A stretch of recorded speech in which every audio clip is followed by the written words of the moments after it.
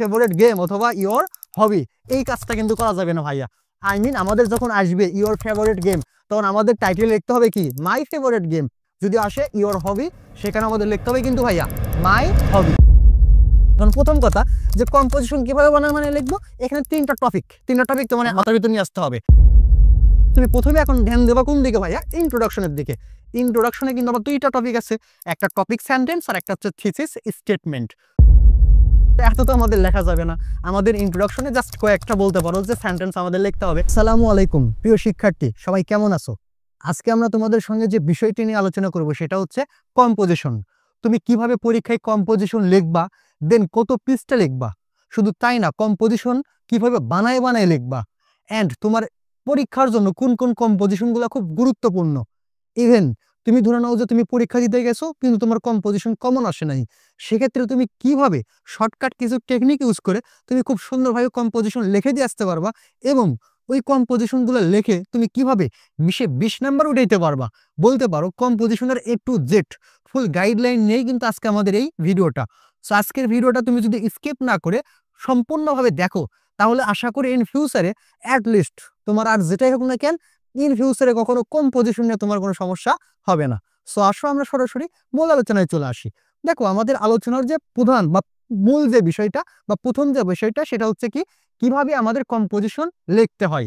আর একটা কথা বলে রাখি, আজকে ভিডিওটার লেন্থ কিন্তু একটু বড় হইতে পারে, বিকজ আজকে আমরা কম্পোজিশনের A to Z সমস্ত বিষয় নিয়ে আলোচনা করব। সো ভিডিওটা তোমরা একটু কষ্ট করে কি করো, কন্টিনিউ করো, এবং আমরা চেষ্টা করব তোমার পরীক্ষার জন্য কোন কোন কম্পোজিশনগুলো খুব গুরুত্বপূর্ণ তার একটা সাজেশন দেওয়ারও চেষ্টা করব। সো আসো আমরা প্রথমে দেখি কম্পোজিশন কিভাবে লিখতে হয়। তো অনেকের কমন একটা প্রশ্ন যে ভাইয়া কম্পোজিশন কতগুলো পেজ নিয়ে লিখতে হবে বা কতগুলো পৃষ্ঠায় লিখতে হবে।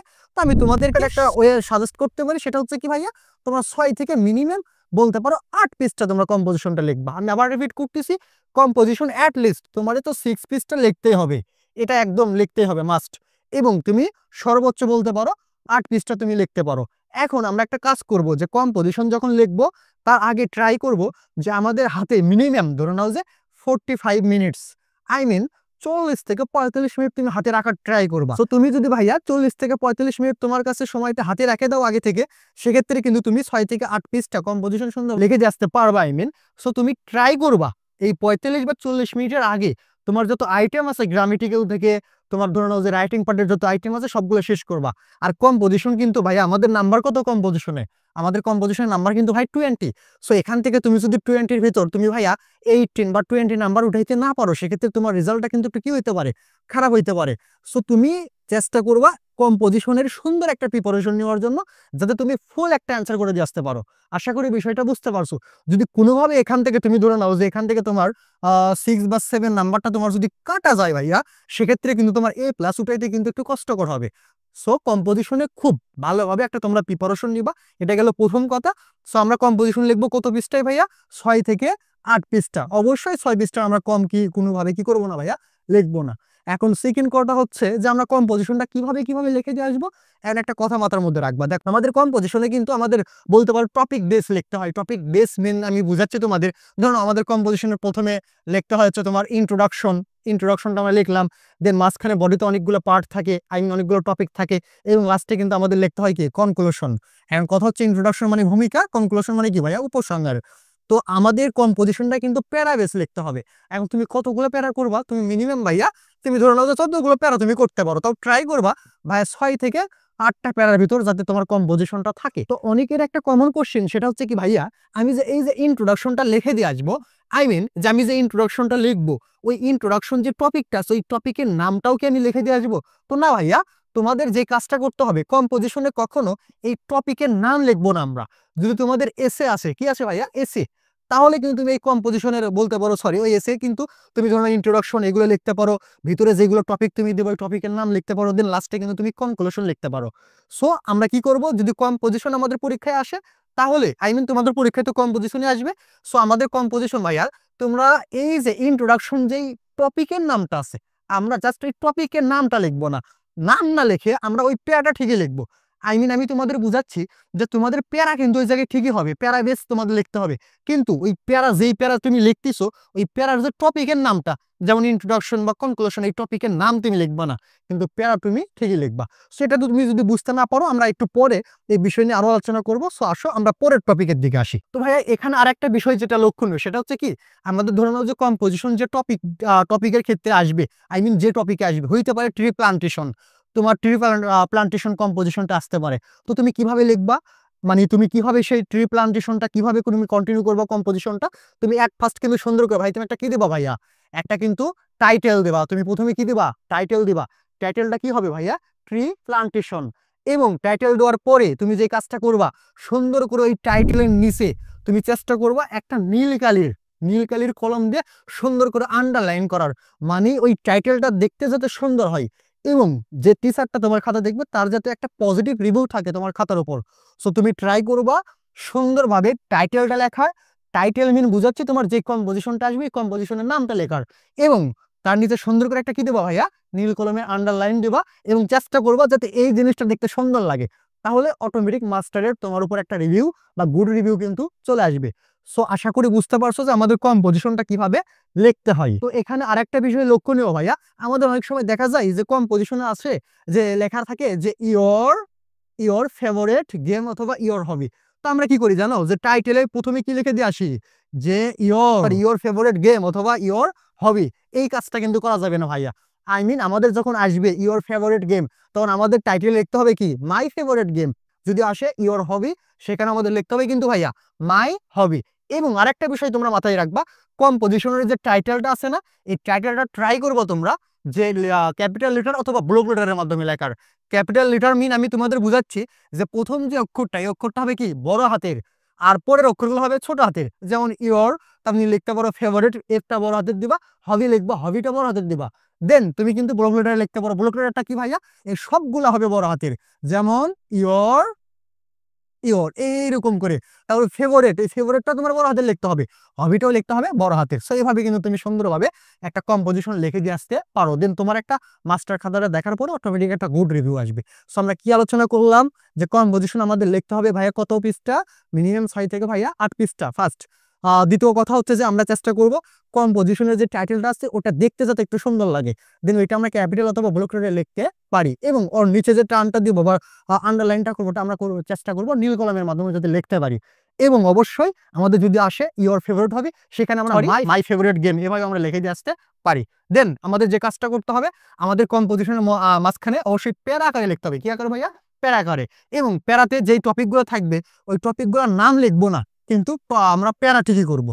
সো আশা করি তোমরা কম্পোজিশনটা কিভাবে লিখতে হয় এই বিষয়টা আশা করি তোমরা বুঝতে পারছো। সো এই পর্যায়ে আমরা একটু ট্রাই করি এটা বোঝার যে আমরা ভাই কম্পোজিশনটা কিভাবে বানায় লিখে দিয়ে আসতে পারি। হ্যাঁ, তুমি যদি ভাইয়া ইংলিশে তোমাদের হালকা একটু দক্ষতা থাকে, সেক্ষেত্রে কিন্তু ভাই তোমরা কম্পোজিশনটা কি করতে পারবা, অনেক সুন্দর ভাবে বানায় লিখে দিয়ে আসতে পারবা। আর তুমি যদি ভাই বানায় লিখে দিয়ে আসতে পারো, তাহলে বলতে পারো সেক্ষেত্রে নাম্বার আরো কি পাবা, বেশি পাবা। সো অনেকে ভাবতে পারো যে ভাই আমাদের তো ইংলিশে দক্ষতা নাই, আমরা কিভাবে বানায় লিখবো। সো টেনশন করার কোনো কারণ নাই, তুমি ভিডিওটা জাস্ট কন্টিনিউ করো। দুর্বল বলো মেধাবী বলো, সবার যাতে ফুল একটা গাইডলাইন এই ভিডিও থেকে পাই, আমরা ট্রাই করছি সম্পূর্ণ বিষয় নিয়ে আলোচনা করার। সো যারা বানায় লিখতে পারবে না তারা ভিডিওটা কন্টিনিউ করো, তোমাদের জন্য আমাদের এক্সট্রা কিছু কি আছে ভাইয়া, ট্রিক্স আছে। সো আসো এই পর্যায়ে আমরা দেখি কম্পোজিশনটা কিভাবে বানায় লিখবো। এন্ড কথা হচ্ছে ভাইয়া, আমাদের প্যারাগ্রাফ বলো কম্পোজিশন বলো, এখানে কিন্তু টোটাল 3টা থিমের উপর ডিপেন্ড করে। 3টা থিম যদি তুমি মাথার ভিতর নিতে পারো, যে কোনো প্যারাগ্রাফ তুমি অনায়াসে লিখতে পারবা, যে কোনো কম্পোজিশন তুমি অনায়াসে লিখতে পারবা, যে কোনো এসে তুমি অনায়াসে লিখতে পারবা, তোমার কোনো সমস্যা হবে না। ধরে নাও এখন প্রথম কথা, যে কম্পোজিশন কিভাবে বানায় লিখবো, এখানে 3টা টপিক তো মাথার ভিতর নিয়ে আসতে হবে। ধরে নাও 1 নম্বর আছে কি, ইন্ট্রোডাকশন। এখন ইন্ট্রোডাকশনে যদি তুমি ভাইয়া কে, কি, কেন, কোথায়, কিভাবে, এইগুলোর মাধ্যমে যদি কোশ্চেন করো যে কম্পোজিশনটা আছে, অটোমেটিক দেখবা তোমার কম্পোজিশনটা লেখা তুমি স্টার্ট করলে দেখবা তোমার ইন্ট্রোডাকশন পার্ট 2, 4, 10 পৃষ্ঠা লেখার পরে কি হবে না, শেষ হবে না। তারপরে দেখো ভাইয়া বডি বা সাপোর্টিং সেন্টেন্স। তো বডি বা সাপোর্টিং সেন্টেন্সে তুমি যদি ভাইয়া কারণ, ক্ষতি, ফলাফল, সমাধান এইগুলোর মাধ্যমে কোশ্চেন করতে পারো এবং সেগুলো যদি অ্যান্সার লিখতে পারো, তোমার কিন্তু এগুলো কি হবে না ভাইয়া, লেখা বলতে পারো যে তোমার শেষই হবে না। দেন কনক্লুডিং সেন্টেন্স বা কনক্লুশন, তুমি পুরোটা যা যা লিখছো তার বলতে পারো একটা সামারি দিতে হবে। সো আসো আমরা এই জিনিসগুলো একটু বিস্তারিতভাবে বোঝার ট্রাই করি। ধরে নাও আমাদের কম্পোজিশন আছে, জাস্ট আমি একটা সাবজেক্ট ধরে নিচ্ছি। ধরে নাও আমাদের কম্পোজিশন আছে ট্রি প্লান্টেশন। ভাইয়া কি আছে ভাইয়া? Tree plantation. এখন এই ট্রি প্লান্টেশন তুমি কিভাবে বানায় লিখবা? তুমি প্রথমে এখন ধ্যান দেবা কোন দিকে ভাইয়া? ইন্ট্রোডাকশনের দিকে। ইন্ট্রোডাকশনে কিন্তু আমার দুইটা টপিক আছে, একটা টপিক সেন্টেন্স আর একটা হচ্ছে থিসিস স্টেটমেন্ট। সো আমরা ট্রাই করব এই ইন্ট্রোডাকশন পার্টকে জাস্ট কে, কি, কেন, কোথায়, কি হবে এই জিনিসগুলো দিয়ে কোশ্চেন করার। যেমন ধরুন আমাদের কম্পোজিশন আছে ট্রি প্লান্টেশন, তো আমরা ট্রি প্লান্টেশনকে কোশ্চেন করতে পারি ট্রি প্লান্টেশন কে। সো কে কিন্তু কখনো ট্রি প্লান্টেশন হয় না। কেটা কার ক্ষেত্রে ইউজ করতে পারি? কোনো ব্যক্তির ক্ষেত্রে।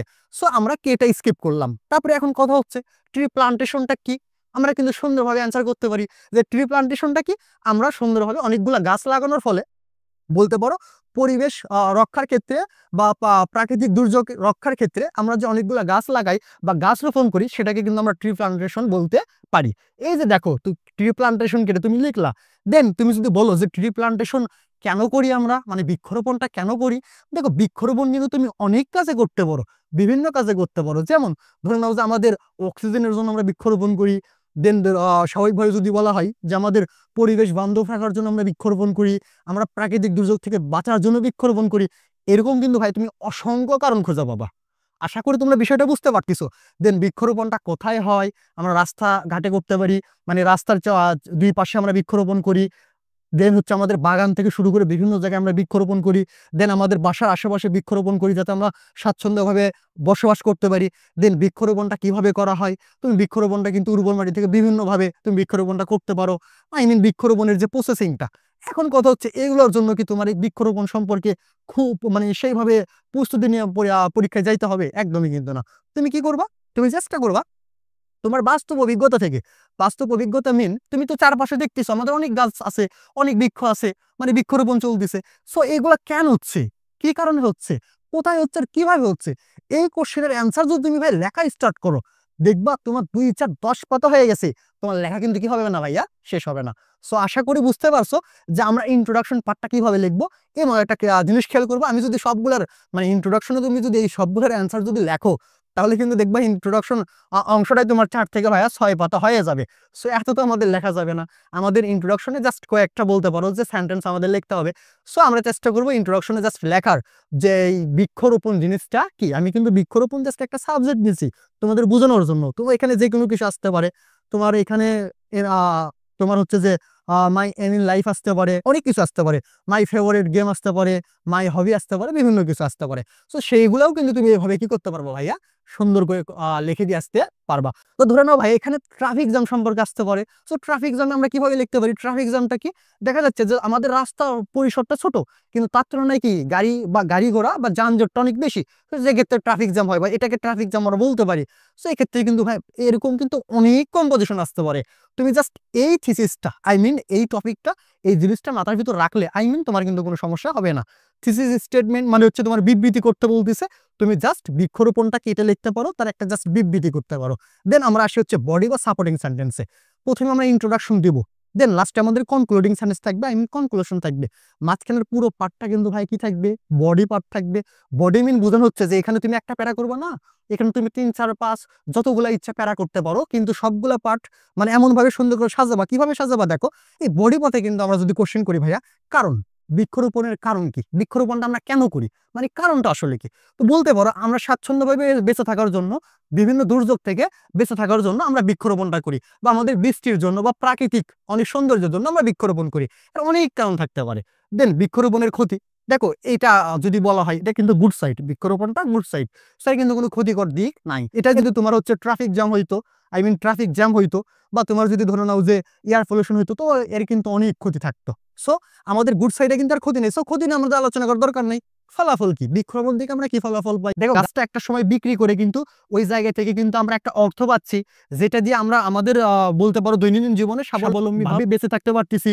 দেন ওখান থেকে যদি বলা হয় যে আমরা কাঠ পাচ্ছি যেখান থেকে আসবাবপত্র তৈরি করা যাচ্ছে, সো এর কিন্তু অনেক ফলাফল থাকতে পারে। যদি সমাধানের কথায় আসি, তো গাছের যদি ট্রি প্লান্টেশন, এর কিন্তু তেমন কোনো সমাধান নাই বললেই চলে। যদি এরকম হয় যে গাছ কাটা হচ্ছে, সেক্ষেত্রে কিন্তু তার সমাধান থাকবে। আই মিন ব্যাড সাইডের কিন্তু সমাধান আছে, কিন্তু গুড সাইডের ওর সমাধান নেই বললেই চলে। সো আশা করি তোমরা বুঝতে পারছো যে আমাদের কম্পোজিশনটা কিভাবে কিভাবে বানায় লিখতে পারি। তুমি জাস্ট কে কি কেন কোথায় কিভাবে এবং কারণ ক্ষতি ফলাফল দেন হচ্ছে সমাধান, এই কোশ্চেনগুলো যদি তুমি জাস্ট একটা কম্পোজিশনের পিছনে করো, দেখবা ওই কম্পোজিশন লিখতে লিখতে তোমার দিন দুনিয়া পার হয়ে যাচ্ছে, তারপরেও কম্পোজিশন কি হচ্ছে না ভাইয়া, শেষ হচ্ছে না। সো এটা তোমার গুড সাইডে থাকতে পারে, ব্যাড সাইডে তুমি যে কোনো কম্পোজিশন লিখতে পারবে এভাবে। তারপর আসা হচ্ছে কনক্লুডিং সেন্টেন্স। তো কনক্লুডিং সেন্টেন্সটা কি, তুমি পুরো বৃক্ষরোপণ, ধরো না পুরো ট্রি প্লান্টেশন, ট্রাফিক জ্যাম বা বিভিন্ন সম্পর্কে যেটাই আসছে না কেন, ওটা পুরোটা সম্পর্কে যা কিছু তুমি লিখছো তার জাস্ট কয়েকটা সেন্টেন্সে তুমি একটা কি করে দেবো ভাইয়া, সামারি করে দেবো। এটা হচ্ছে কি আমাদের উপসংহার বা কনক্লুডিং সেন্টেন্স বা কনক্লুশন। আশা করি পুরো বিষয়টা তোমরা বুঝতে পারছো।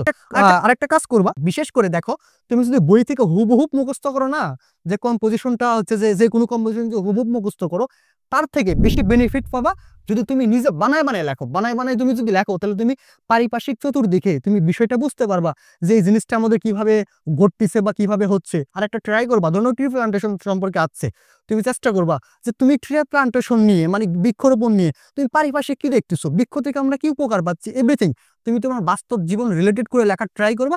দেখবা এখান থেকে কিন্তু হিউজ পরিমাণ একটা তুমি নাম্বার উঠাইতে পারবা। দেন এখানে কিন্তু তুমি কন্টিনিউ লেখাটা তোমার চলমান থাকতেই মানে চলমানই থাকবে, বলতে পারো লেখা শেষই হবে না। সো আশা করি বুঝতে পারছো আমাদের কম্পোজিশন কিভাবে বানায় বানায় লিখতে হয়। তারপরে আমরা একটু দেখি ভাইয়া, যে আমাদের যেহেতু সামনে বলতে পারো যে এসএসসি পরীক্ষা, তো এই যে সাজেশনটা যে important composition for SSC, so তোমাদের যারা সামনে এসএসসি পরীক্ষা দিবা, তারা তাদের জন্য কোন কোন কম্পোজিশনটা খুব গুরুত্বপূর্ণ তার একটা লিস্ট আমি এই জায়গা দিয়ে রাখছি। শুধু এসএসসি পরীক্ষা দিবা তা না, তোমাদের টেস্ট পরীক্ষা থাকতে পারে সামনে, বা ক্লাস 9-এ তোমার অর্ধবার্ষিক বার্ষিক পরীক্ষা হইতে পারে, বা ক্লাস 10-এ অর্ধবার্ষিক বার্ষিক বা টেস্ট পরীক্ষা হইতে পারে। সো এবং তোমার বোর্ড পরীক্ষা হইতে পারে। এই সমস্ত কিছুর জন্য জাস্ট এই 12টা যদি তুমি ভাই কম্পোজিশনটা পড়ো, আশা করি তোমার অ্যাটলিস্ট কম্পোজিশনটা আর মানে তুমি আর কি মিস্টেক করবো না। আই মিন তোমার কমন আসবে ইনশাল্লাহ 12টার মধ্যে। এখন ধরে নাও যারা ভাবতেছো যে ভাই এতগুলো কম্পোজিশন তো আমাদের দ্বারা মানে ঠোঁটস্থ করা বা মুখস্থ করা তো অসম্ভব ব্যাপার, মানে আমরা ইংলিশ পারি না বললেই চলে, আমরা অনেক দুর্বল, তাহলে আমাদের ক্ষেত্রে কি করণীয় আছে? সো আমি তাদের জন্যও কিন্তু একটা ওয়ে রাখছি। আই মিন যারা এতগুলো কম্পোজিশন কি করতে পারবো না ভাইয়া, ঠোঁটস্থ করতে পারবো না, মুখস্থ করতে পারবো না, তাদের জন্য আমাদের একটা শর্ট ফরম্যাট আছে। হ্যাঁ, তোমরা ঠিকই শুনছো, তাদের জন্য আমাদের একটা শর্ট ফরম্যাট আছে। তুমি এতগুলো না, তুমি ধর না ওই শর্ট ফরম্যাট ইউজ করে যে কোনো কম্পোজিশন তুমি লিখতে পারবা, যে কোনো কম্পোজিশন লিখতে পারবা। তো আমরা যদি ভাইয়া শর্টকাট ফরম্যাটের দিকে যাই, তাহলে দেখো এখানে সুন্দরভাবে লেখা আছে কম্পোজিশন বা এসের শর্টকাট টেকনিক, আই মিন শত শত কম্পোজিশন লেখার গোপন ট্রিক্স। তোমরা ঠিকই শুনেছো ভাইয়া, যে আমরা ধরে নাও তোমার পরীক্ষা হলে গেছো, তোমার কম্পোজিশন কমন আসে নাই, সেক্ষেত্রে আমরা কিভাবে একটি থেকে দুইটা ফরম্যাট, আমি আবার রিপিট করতেছি, আমরা কিভাবে জাস্ট বেশ কিছু ফরম্যাট ইউজ করে অনেকগুলো কম্পোজিশন লিখে দিয়ে আসতে পারবো, তার জাস্ট শর্টকাট টেকনিক আমরা শিখবো। সো বলতে পারো তুমি এইটা যে কোনো কাজে কিন্তু ইউজ করতে পারবা। সো বিশেষ করে যারা দুর্বল আছো তাদের জন্য কিন্তু এই বিষয়টা কিন্তু অনেক গুরুত্বপূর্ণ, অনেক ইম্পর্টেন্ট। তার কারণ তারা দুর্বলরা দেখা যায় অনেকগুলো কম্পোজিশন ঠোঁটস্থ করতে পারে না। সেক্ষেত্রে তুমি জাস্ট বেশ কিছু টেকনিক ইউজ করে কিভাবে কম্পোজিশনে একটা ভালো নাম্বার উঠাইতে পারবা, তার জন্য তোমার জন্য কিন্তু গুড এটা কি ভাইয়া, শর্টকাট টেকনিক। তো আমরা শর্টকাট টেকনিক নিয়ে আলোচনা করার আগে তোমাদের জাস্ট একটা গাইডলাইন দেওয়ার ট্রাই করি, সেটা হচ্ছে কি যে শর্টকাট টেকনিক ইউজ করার পরেও তুমি কম্পোজিশনে কিভাবে একটা ভালো নাম্বার উঠাইতে পারবা। সো আসো আমরা যদি সেই বিষয়ে আলোচনা করি, সেটা হচ্ছে কি ভাইয়া, খেয়াল করবা, খেয়াল বলতে কি, তুমি দেখবা যে তোমার পরীক্ষায় যে যে কম্পোজিশন গুলো আসার মতো না, সেগুলো কম্পোজিশনের জাস্ট প্রত্যেকটা বলতে পারো যে টপিক গুলো আছে, টপিক মিন তোমাদের প্রত্যেকটা যে প্যারা আছে, চেষ্টা করবো ওই প্যারার জাস্ট 1 থেকে 2টা সেন্টেন্স, আমি আবার রিপিট করতেছি, তোমার পরীক্ষায় যে যেই কম্পোজিশন গুলো আসার মতো তুমি ট্রাই করবা সেই কম্পোজিশন গুলার জাস্ট প্রথম মানে প্রতিটা প্যারা থেকে জাস্ট 1 থেকে 2টা সেন্টেন্স ঠোঁটস্থ করে রাখার, যদি এটা এতটুকু যদি করতে পারো, এবং আমি যে তোমাদের একটু পরে যে শর্টকাট ফরম্যাটটা দিব, এই ফরম্যাটের যদি প্রত্যেকটা বলতে পারো যে প্যারার শুরুতে ওই 1 থেকে 2টা সেন্টেন্স যদি কি করতে পারো ভাইয়া, ইউজ করতে পারো, ইনশাআল্লাহ তুমি এখান থেকে কিন্তু কম্পোজিশন থেকে 16 থেকে মিনিমাম বা 16 থেকে মিনিমাম 18 নাম্বার উঠাইতে পারবা। আশা করি বিষয়টা বুঝতে পারছো।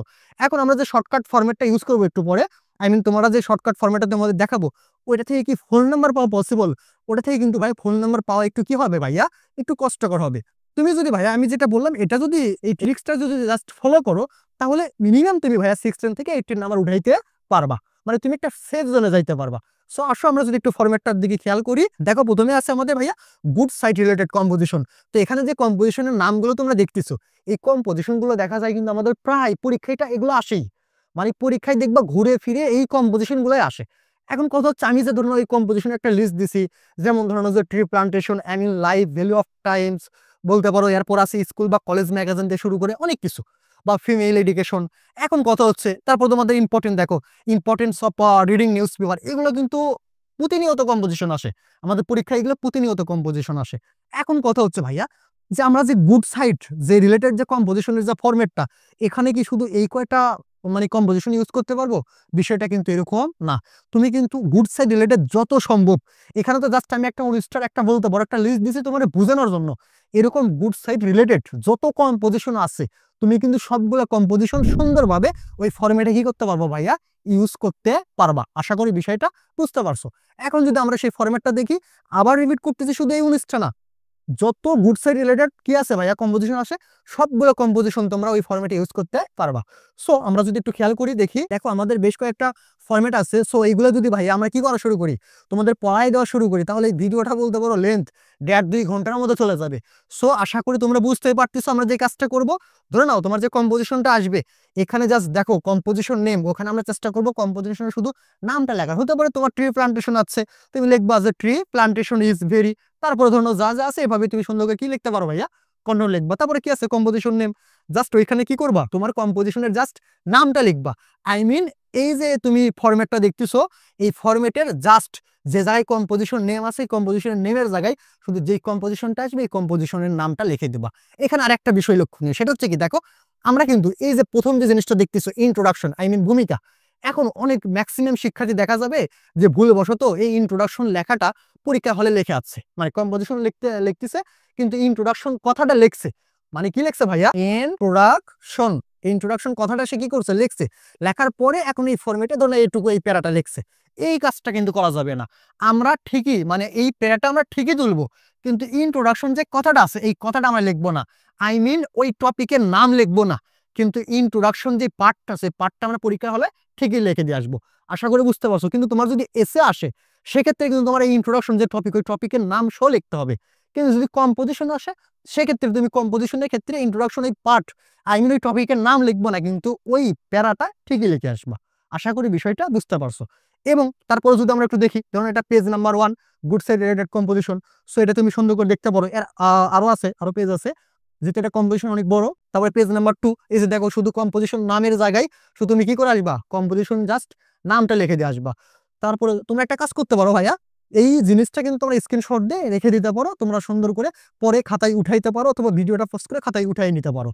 সো তারপরে দেখো আমরা যদি 3 নাম্বার পেজে যাই, তো দেখো গুড সাইড রিলেটেড কম্পোজিশন কিন্তু আমরা এই পর্যন্ত, আই মিন এই 3টা পেজ যদি আমরা মুখস্থ করতে পারি, সেক্ষেত্রে ভাইয়া তুমি যে কোনো গুড সাইড রিলেটেড কম্পোজিশন যদি আসে, সেক্ষেত্রে জাস্ট ওই এই ফরম্যাটটা ইউজ করে তুমি বাংলাদেশের বলো বিশ্বের বলো যে কোনো কম্পোজিশন লিখে দিতে পারবা। সো গেল আমাদের গুড সাইড রিলেটেড কম্পোজিশন।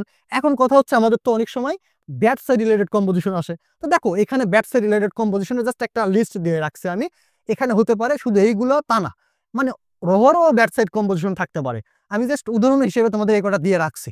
তার ভিতর দেখো লেখা আছে environment pollution, air pollution, water pollution, terrorism. So এই ক্ষেত্রে ট্রাফিক জ্যাম, সো অনেক কিছু তোমার থাকতে পারে। সো ব্যাড সাইডের ক্ষেত্রে আমরা কোন ফরম্যাটটা ইউজ করতে পারি, একটু যদি আমরা একটু খেয়াল করি, দেখো এই জায়গায় সুন্দর করে ফরম্যাট লেখা আছে। আমরা যদি খেয়াল করি দেখো আগেরটাত কিন্তু তোমাদের ইন্ট্রোডাকশন নামটা লেখা ছিল, আমি এবার ইন্ট্রোডাকশন নামটা লিখি নাই। কেন লিখি নাই, তুমি এভাবেই পরীক্ষায় লিখে দিয়ে আসবা, প্যারা ঠিকই করবা, কিন্তু কথা হচ্ছে আমরা কি করবো না, ওই নামটা বা টপিকের নামটা লিখে দিয়ে আসবো না। এবং দেখো যে যে জায়গায় কম্পোজিশন নাম আছে, তোমার যেটাই আসুক না কেন, তোমার ট্রাফিক জ্যাম আসতে পারে, ওখানে লিখে দিবা ট্রাফিক জ্যাম, বা এয়ার পলিউশন আসতে পারে, ওই জায়গায় শুধু লিখে দিবা এয়ার পলিউশন। সহজ ভাষায় বলতে গেলে তোমার যত ব্যাক সাইড রিলেটেড কম্পোজিশন আছে, তুমি জাস্ট এই ফরম্যাটটা ইউজ করে সেগুলো লিখতে পারো। যেহেতু কম্পোজিশন এটা অনেক বড়, সো দেখো আমরা প্রথম পেজ দেখতেছি, এটা হচ্ছে ভাইয়া আমাদের হচ্ছে দ্বিতীয় পেজ।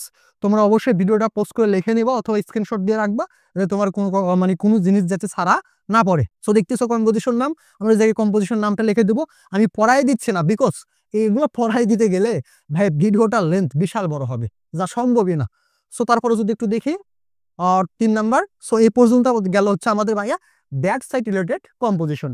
এরপর আসি আমরা ভাইয়া আর একটা নতুন ফরম্যাটে। দেখো কম্পোজিশন রহরো এতবার আছে যে তোমাদের হচ্ছে recently I have enjoyed journey, then a journey by bus, a journey by train, a journey by both, বিভিন্ন কিছু ভাইয়া এতবার আছে এই কম্পোজিশন গুলা। সো এই যে জার্নি রিলেটেড যে কম্পোজিশন এগুলো যদি আসে সেক্ষেত্রে আমরা কি ফরম্যাট ইউজ করতে পারি? আমরা যদি একটু খেয়াল করি ভাইয়া, সুন্দরভাবে লেখা আছে, ওই যে আবার রিপিট করতেছি, এখানে ইন্ট্রোডাকশন কথাটা আমরা লিখবো না, কিন্তু প্যারাটা আমরা ঠিকই করব। তারপর দেখো কম্পোজিশন নেম জাস্ট যেটাই আসুক না কেন, জার্নি বাই ট্রেন হতে পারে, জার্নি বাই বোট বা বিভিন্ন কিছু হইতে পারে, ওখানে জাস্ট কি করবো ভাইয়া নামটা লিখে দেবো। সো আশা করি বুঝতে পারছো। আমরা যদি নেক্সট পেজে যাই তাহলে ভাই এটা হচ্ছে দ্বিতীয় পেজ। আমরা সুন্দর পেজে দেখো কনক্লুশন, মানে এই পর্যন্ত যদি আমরা মুখস্থ করে রাখি, এবং যেটা তোমাদের একটু আগে বলতেছিলাম, প্রত্যেকটা টপিকের শুরুতে যদি ভাইয়া আমরা 1 থেকে 2টা সেন্টেন্স আমাদের বই থেকে যেগুলো কম্পোজিশন আসার মতো যদি মুখস্থ করে জাস্ট এই শুরুতেও 1 থেকে 2টা সেন্টেন্স বসায় দিতে পারি, সেক্ষেত্রেও কিন্তু ভাইয়া তোমাদের টিচারের রিভিউটা অনেক ভালো থাকবে। সে বুঝতেই পারবে না যে তুমি শর্টকাট টেকনিক ইউজ করে, মানে শর্টকাট ফরম্যাট ইউজ করে তুমি কম্পোজিশনটা লিখছো, সেক্ষেত্রে কিন্তু একটা ভালো নাম্বার উঠাইতে পারবা। সো আসো তারপর যদি আমরা একটু খেয়াল করি, এবার আছে ভাইয়া সায়েন্স রিলেটেড কম্পোজিশন। এই যে সায়েন্স রিলেটেড যে কম্পোজিশন তোমরা দেখতেছো, ওয়ান্ডার্স অফ মডার্ন সায়েন্স বলো, কম্পিউটার বলো, বা তোমার হচ্ছে ইন্টারনেট বলো, বা তোমার হচ্ছে যে টেলিভিশন বা বিভিন্ন কিছু, ফেসবুক বলো, মোবাইল ফোন বলো, এগুলো কতবার যে আসছে পরীক্ষায় বলার বাইরে। সো এই রিলেটেড যদি কম্পোজিশন আসে, আই মিন সায়েন্স রিলেটেড, আমি জাস্ট 10টাতে তোমাদের একটা উদাহরণ দেওয়ার ট্রাই করছি। সো এরকম সায়েন্স রিলেটেড যে কোনো কম্পোজিশন আসুক না কেন, আমরা যে ফরম্যাটটা ইউজ করতে পারি, দেখো আমরা জাস্ট সুন্দর করে এই যে ফরম্যাটটা সুন্দর করে ইউজ করতে পারি, যে যে জায়গায় কম্পোজিশন নাম আছে জাস্ট ওইখানে জাস্ট কম্পোজিশনে কি করবো ভাইয়া, নামটা লিখে দেবো, বাস এনাফ। সো তারপরের পেজে যদি আমরা একটু যাই, এই যে দেখো ভাইয়া জাস্ট যে যে জায়গায় কম্পোজিশনের নাম, শুধু আমরা কম্পোজিশনের কি করবো ভাইয়া, নামটা লিখে দেবো। দেন পরের পেজে যদি যাই ভাইয়া, সো যে যে জায়গায় কম্পোজিশনের জাস্ট নামটা আছে, ওখানে ওখানে কম্পোজিশনের ভাইয়া আমরা জাস্ট নামটা কি করবো ভাইয়া, লিখে দেবো। সো আশা করি তোমাদের অ্যাটলিস্ট কম্পোজিশনে, আজকের ভিডিওটা দেখার পরে অ্যাটলিস্ট তোমাদের কম্পোজিশনে কখনো ইন ফিউচারে কোনো সমস্যা হবে না। দেন তুমি এই ফরম্যাটগুলো যদি মাথার ভিতর রাখতে পারো, তোমার যদি পরীক্ষায় যদি কমন না আসে, সেক্ষেত্রে কিন্তু এগুলো ইউজ করতে পারো। আর আমরা ট্রাই করবো কম্পোজিশনে ভালো একটা প্রস্তুতি নেওয়ার, বিকজ কম্পোজিশনে কিন্তু একটা ভালো মার্ক থাকে, ওইটা আমাদের যে কোনোভাবে ওইটা মোটামুটি ওই মার্কটা আমাদের উঠাইতে হবে, তাইলে তোমার দেখা যাবে অটোমেটিক পুরো সাবজেক্টে একটা ভালো মার্ক চলে আসবে, দেন তোমার এই প্লাসের অনেক কাছে চলে যাবা। সো আশা করি পুরো ভিডিওর সবকিছু তোমরা বুঝতে পারছো। এর পরবর্তীতেও যদি তোমাদের কোনো বিষয় নিয়ে কোনো সমস্যা থাকে, তাহলে অবশ্যই ভিডিওর নিচে বেশি বেশি কমেন্ট করবা। এবং ভাইয়া তোমাদের যদি ভিডিওটা ভালো লাগে, তাহলে অবশ্যই যদি পড়ালেখার ভাইয়া ইউটিউব চ্যানেলটা সাবস্ক্রাইব এবং ফেসবুক পেজটা ফলো দিয়ে আমাদের পাশেই থাকবা। সো দেখা হবে আবার নতুন কোনো ভিডিওতে, সেই পর্যন্ত সবাইকে ধন্যবাদ।